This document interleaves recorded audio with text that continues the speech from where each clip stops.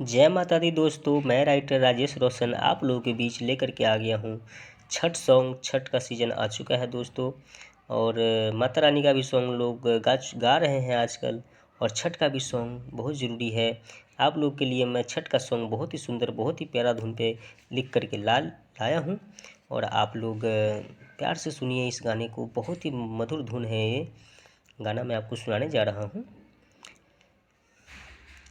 तनि होखी सहाय सुनिहे छठी माई, तनि होखी सहाय सुनिहे छठी माई।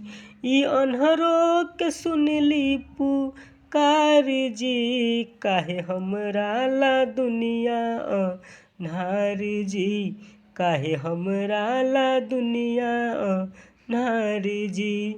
तनि होखी सहाय सुनिहे छठी माई, तनि होखी सहाय सुनिहे छठी माई।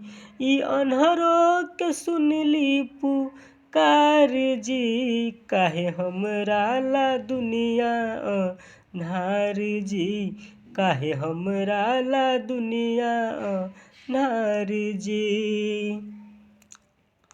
अंतरा है इसका, पहला अंतरा दोस्तों।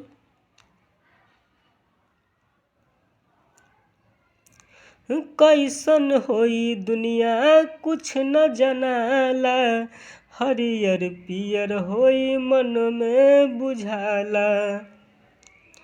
कैसन होई दुनिया कुछ न जनाला, हरियर पियर होई मन में जनाला।